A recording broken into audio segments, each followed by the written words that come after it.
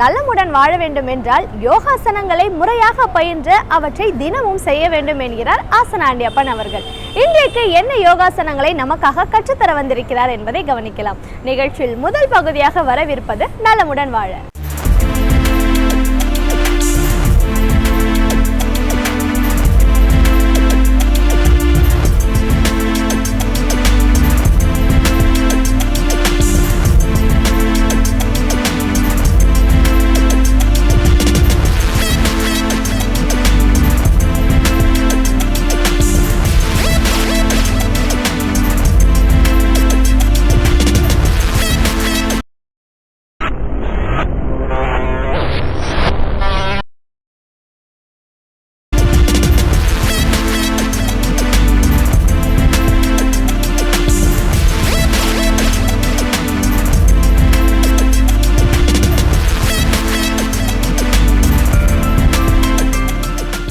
என் அருமை உலகத்தமிழ் மக்களே, தாய்மார்களே, பெரியோர்களே, சிறார்களே, என் அருமை சீடர்களே, யோக நண்பர்களே, யோக விரும்பிகளே, உங்கள் அனைவருக்கும் என் இனிய காலை வணக்கம்.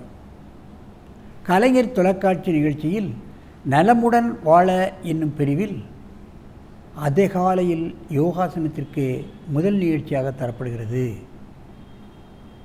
மனிதன் ஆரோக்கியமாக வாழ்ந்தால்தான் அவன் செயல்பாடுகள் எல்லாம் ஆரோக்கியமாக இருக்கும்.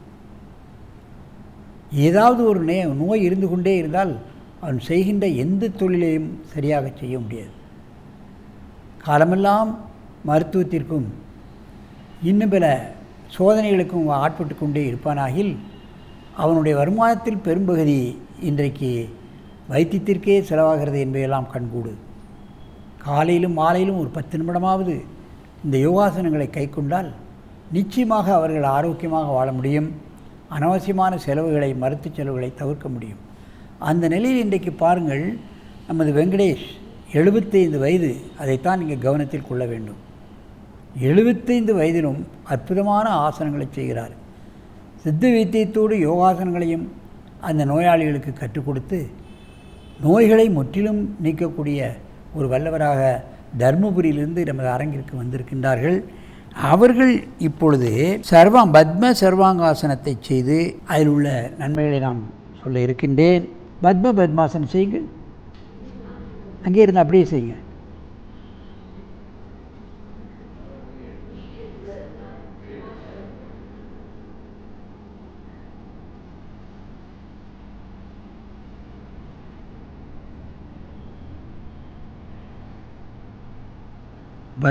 பத்ம யோகம் தரா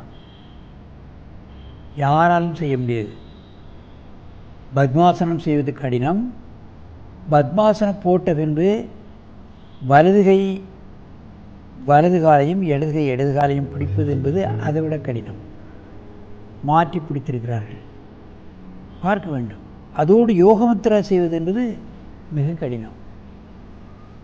பத்ம சர்வாங்காசனம் சிறு குழந்தைகள் வேண்டுமானால் செய்யலாம். 75 வயதில் இதில் செய்ய முடியுமா என்பதை நாம் கவனத்தில் பார்க்க வேண்டும். மெதுவாக இந்த ஆசனத்தை கலையுங்கள். நீண்ட மூச்சு வாங்கிக் கொள்ளுங்கள். மார்பகம் விரியும். ஜீரணக்கருவிகள் சரியாக வேலை செய்யும். அன்னமய கோஷம், பிராணமய கோஷம் சரியாக வேலை செய்யக்கூடிய அற்புதமான ஆசனம். மீண்டும் ஒரு முறை செய்யுங்கள்.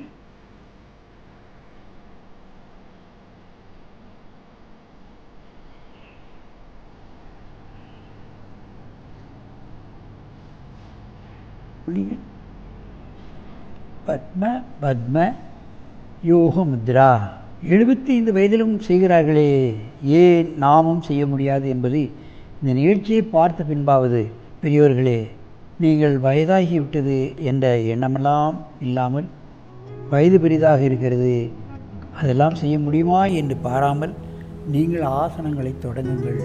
முயன்றாலே உங்களுக்கு முழு பலனும் கிடைக்கும். மெதுவாக எழுந்திருங்கள். அப்படியே இடது பக்கமாக திரும்புங்கள், அப்படியே திரும்புங்கள். பக்கவாட்டில்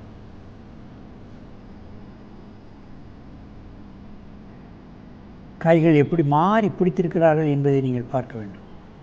அதுதான் முக்கியம். மூச்சை வெளியே விட்டவாறே நெற்றியை தரையை தொடலாம்.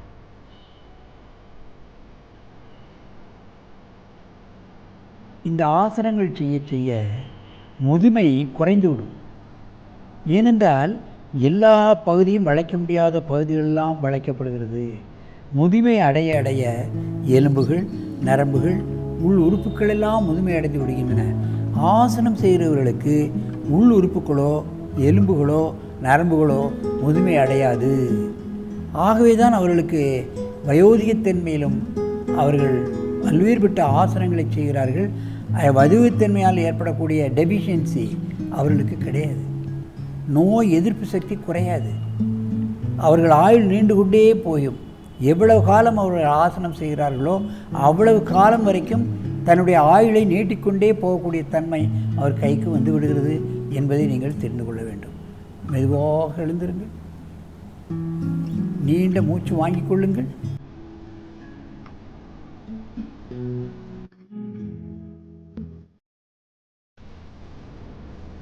என் அருமை பெரியோர்களே, இப்பொழுது பின்பக்கமாக அவர் திரும்பி செய்ய போகிறார்கள்.